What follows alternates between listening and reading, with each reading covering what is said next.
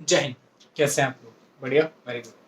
Political science चल रहा है। पॉलिटिकल साइंस में कुछ नया देखते हैं। नया जो टॉपिक है आज है एजुकेशन, शिक्षा। बिल्कुल, ये एक ऐसा टूल है जो इंसान को और जीवों से अलग करता है, इंसान को सही मायने में इंसान बनाता है। तो टॉपिक है हमारा एजुकेशन, शिक्षा।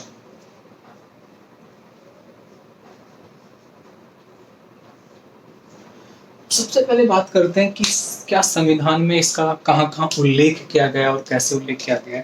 तो देखते हैं संविधान में क्या क्या और कहाँ कहाँ पे इसके बारे में बता रखा है, वो देखते हैं। पहले तो बता रखा है इसके बारे में संविधान के भाग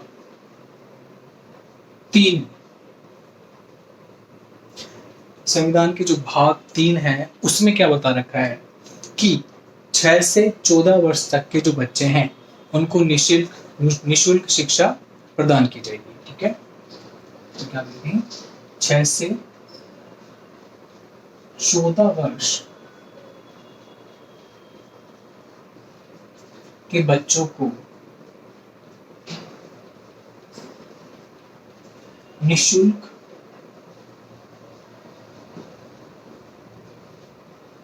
शिक्षा का प्रावधान है। क्या बोला हमने कि संविधान के भाग 3 में शिक्षा के लिए क्या बोला गया है कि 6 से 14 वर्ष तक के बच्चों के लिए निशुल्क शिक्षा का प्रावधान है। ठीक है, कि जिनकी एज 6 से 14 है उनको निशुल्क शिक्षा दी जाए। ओके, अब बात करते हैं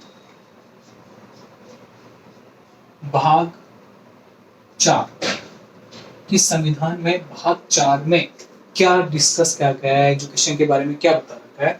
तो ये जो है ये तो था हमारा जो हमने पढ़ा है, इसे बोलते हैं मूल अधिकार।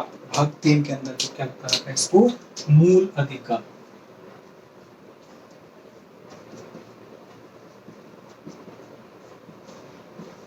क्यों? ये बच्चे का मूल अधिकार है कि वो पढ़ाई, उसको शिक्षा दी जानी चाहिए, इसका मूल अधिकार है। ठीक है, अब भाग 4 में क्या है, नीति निर्देशक।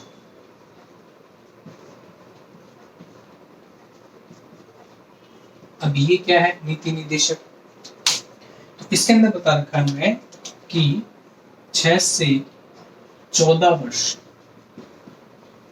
के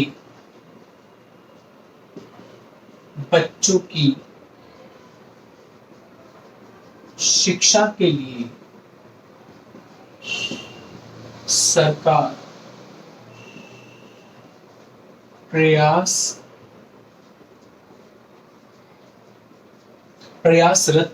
होगी। बिल्कुल, क्या बोला हमने कि भाई हमने इसके अंदर बोला कि एक तो नीतिक निर्देशक हो गए, आपके नीति निर्देशक तत्व हो गए ये। ठीक है, कि नीति निर्देशक तत्व क्या है कि 6 से 14 वर्ष तक के बच्चों की जो शिक्षा के लिए कौन सरकार क्या रहेगी, प्रयासरत रहेगी। ठीक है, आगे चलते हैं। अब हम इसमें देखते हैं भाग 4। देखिए हम जो भी चीज देख रहे हैं ये किसके अंदर देख रहे हैं, संविधान के अंदर शिक्षा के बारे में कहाँ कहाँ उल्लेख किया गया है वो देख रहे हैं। अब देख रहे हैं भाग 4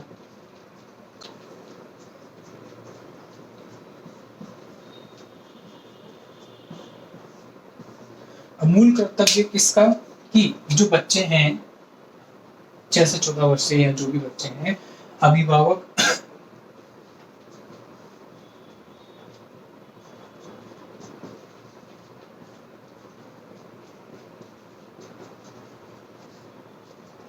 अभिभावकों का कर्तव्य होता है कि वो अपने बच्चों की शिक्षा का क्या करें, शिक्षा करवाएं, उनको आगे पढ़ाएं। तो ये भाग 4 के अंदर उल्लेख किया गया है, जिसको मूल कर्तव्य कहते हैं कि किसी भी नागरिक के मूल कर्तव्य उनमें से ये भी है कि अगर आप आपके पास आपके बच्चे हैं तो आप उनकी शिक्षा का क्या करेंगे, भार भी उठाएंगे। और सरकार के लिए कैसे है, नीति निर्देशक तत्व भाग 4 के अंदर बता रखा है कि सरकार जो है हर बच्चे की शिक्षा के लिए किसमें प्रयासरत रहेगी, भाग 4 के अंदर बता रखा है। भाग 3 के अंदर क्या बता रखा है कि मूल अधिकार है किसी भी बच्चे का शिक्षा। ये तो हमारा था क्या संविधान के अंदर कहाँ कहाँ, ये तो संविधान के अंदर कुछ बातें हो गई, यहाँ पे उल्लेख किया गया है। अब आगे चलते हैं। प्रोफेसर यशपाल समिति, ये क्या बोलते हैं? प्रोफेसर यशपाल समिति के, देखिए क्या है, भार मुक्त, भार की जगह बोझ लिखते हैं,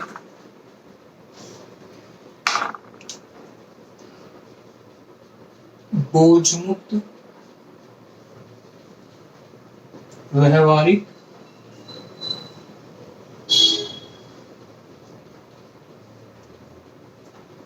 व्यवहारिक और गुणात्मक,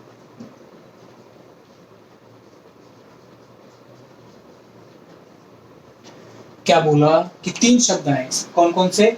बोझ मुक्त, व्यवहारिक और क्या है हमारे? गुणात्मक। शिक्षा की पहल पर गुणात्मक शिक्षा की पहल पर 86वें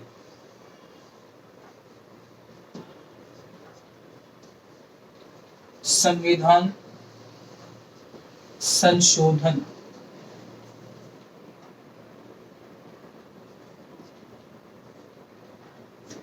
संविधान संशोधन 2002 द्वारा क्या किया गया? शिक्षा अधिकार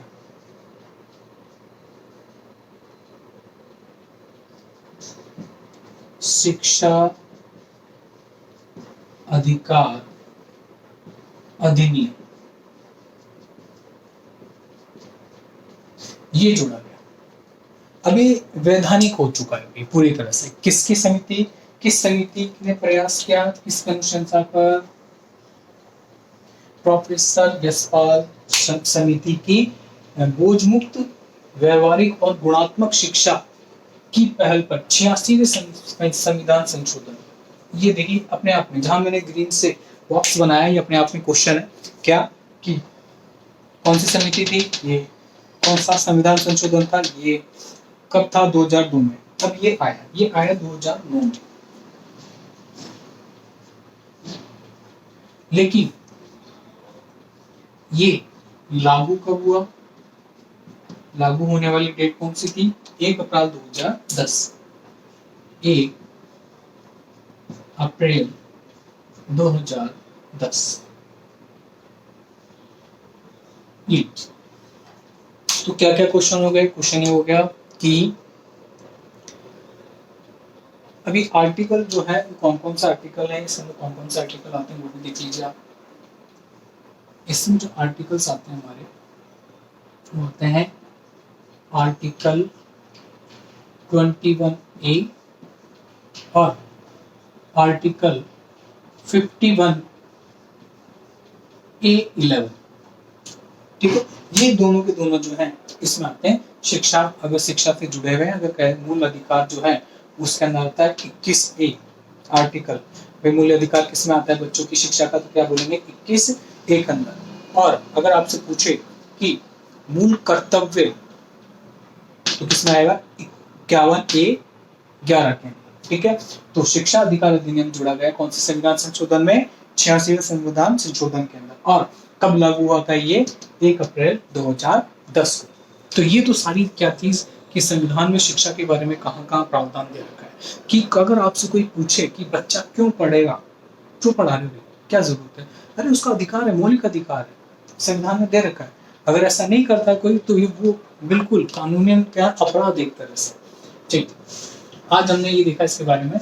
अब हम चलते हैं इसके बारे में, कुछ ऐसे व्यक्तित्व के बारे में पढ़ेंगे, जानेंगे जिन्होंने शिक्षा की पहल के ऊपर बहुत ही जागरूक तरीके से पहल की और शिक्षा का पूरा ढांचा ही बदल के रख दिया। जहां शिक्षा नहीं थी पहले, उसके बाद में शिक्षा स्टार्ट हो गई। अब देखिए, जैसे इसमें सबसे पहले नाम आता है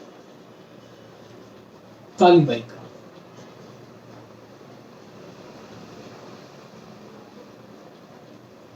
कालीबाई, अब पहले तो ये कहां से बिलोंग करती है? रास्तापाल डूंगरपुर।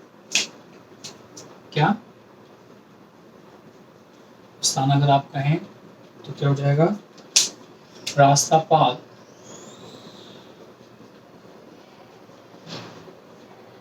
कहाँ पे? डूंगरपुर।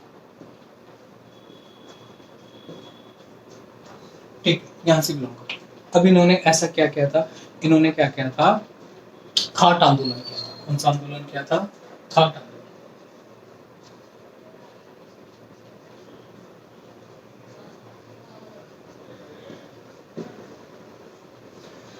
खाट आंदोलन किया था, बिल्कुल। यहाँ से पूरी जो है शिक्षा पद्धति पलट गई थी, लोग जागरूक हुए थे, बहुत सारी चीज थी। इसीलिए इनको पूर्व की मलाला कहा जाता है। बहुत संघर्ष किया इन्होंने। क्या बोलते हैं इनको? पूर्व की मलाला। रेड से लिखा है, इसका मतलब है इंपॉर्टेंट। क्या आप क्वेश्चन आ सकता है पूर्व की मलाला किसे कहा जाता है, तो आप क्या बोलेंगे? अगर ऑप्शन में काली बाई तो आप काली बाई टिक करके। और एक और क्वेश्चन बनता है, क्वेश्चन क्या बनता है? क्वेश्चन बनता है कि काली बाई साक्षरता पुरस्कार कौन से राज्य में दिया जाता है, तो आप क्या बोलेंगे? बिल्कुल राजस्थान।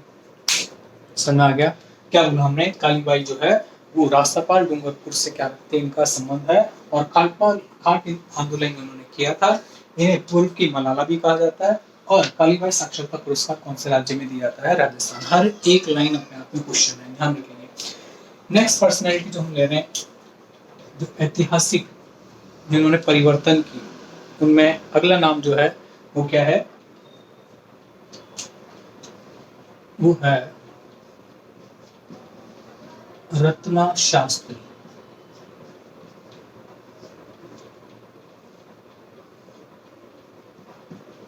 क्या बोला हमने? रत्ना शास्त्री।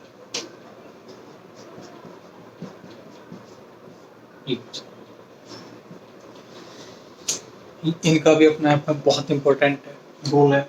कैसे? कि बालिका उच्च शिक्षा के लिए सर्वप्रथम प्रयास किए। क्या? बालिका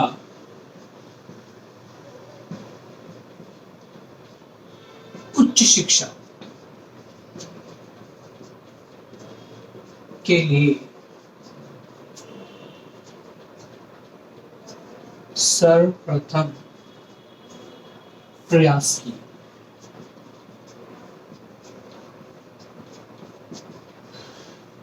बालिका उच्च शिक्षा के लिए सर्वप्रथम प्रयास इन्होंने किए थे, रत्ना शास्त्री जी ने किए थे। और ये प्रथम पद्मश्री प्राप्त करने वाली महिला है, राजस्थान की बात करें तो। बिल्कुल इंपॉर्टेंट। प्रथम पद्मश्री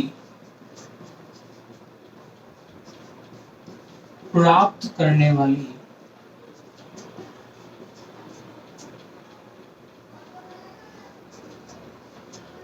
महिला। ठीक है, राजस्थान में प्रथम, अगर आपसे पूछे प्रथम पद्मश्री किसको प्राप्त हुआ था, तो आप क्या बोलेंगे? रत्ना शास्त्री को। ठीक है, तो ये चीज जो है आपको पता होनी चाहिए। प्रथम पद्मश्री कब मिला था, किसको मिला था। और इन्होंने क्या बताया था? जीवन कुटीर संस्था के बारे में भी बताया है। क्या बताया था? ये मैंने स्टार्ट किया था क्या? जीवन कुटीर संस्था।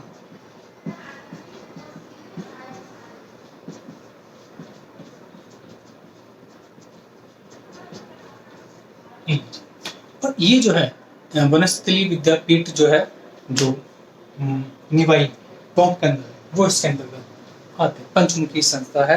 ठीक है, तो ये जो था रत्ना शास्त्री के बारे में क्या था, इंट्रोडक्शन थे, जहाँ से क्वेश्चन आते हैं मेनली। तो कम से कम हमें इतना तो पता ही होना चाहिए क्या, कि रत्ना शास्त्री जी जो है प्रथम पद्मश्री पाने वाली महिला है राजस्थान की। और बालिका उच्च शिक्षा के लिए इन्होंने क्या किया? प्रथम प्रयास किए थे। चलो अब बात करते हैं आगे। जो नेक्स्ट पर्सनैलिटी हम ले रहे हैं, जिन्होंने शिक्षा में बहुत क्रांतिकारी परिवर्तन किए थे, उनको हम ले रहे हैं। तो आगे है अपना मिस लूटर। क्या बोला मैंने? Miss looter.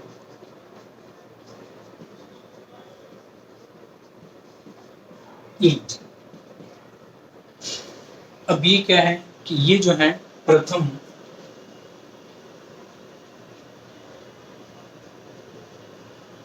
महिला शिक्षिका, ठीक है, क्या है, प्रथम महिला शिक्षिका है। और ये एमजीडी जो है वहां पे जो जयपुर के अंदर है विद्यालय, एमजीडी गर्ल्स स्कूल जो है वहां पे प्रथम महिला शिक्षिका मिस यूटर, राजस्थान की बात करें तो ध्यान रखिएगा मैं राजस्थान के संदर्भ में बता रहा हूँ, ये भी राजस्थान के संदर्भ में बताया मैंने। प्रथम पद्मश्री प्राप्त करने वाले और पहला महिला शिक्षिका मिस यूटर, ये भी मैं किसके संदर्भ में बता रहा हूँ, राजस्थान के संदर्भ में बता रहा हूँ, ठीक है। अब आगे चलते हैं, अब कुछ वर्ड्स ले लेते हैं जिनके बारे में देखेंगे कि ये क्या बता रहे हैं। जैसे चटशाला,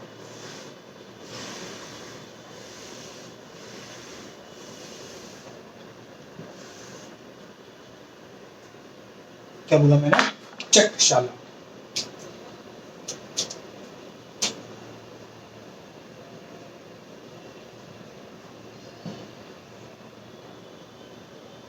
चटशाला क्या है, महाजनी शिक्षा पद्धति,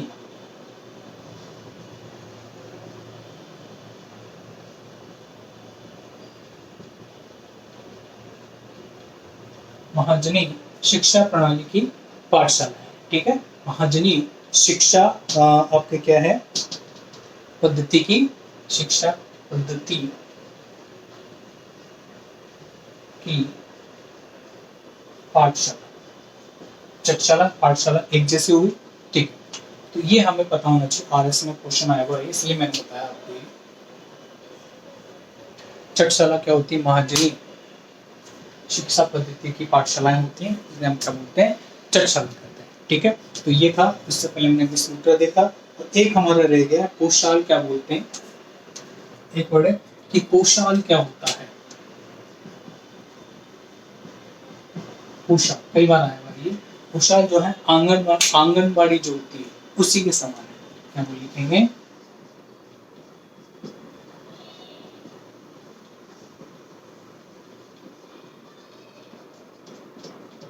आंगनबाड़ी के समान, ठीक है।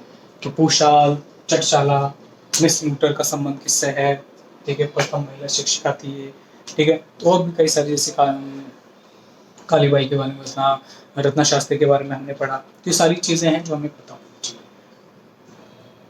ओके, हंसते रहिए, मुस्कुराते रहिए, जय हिंद।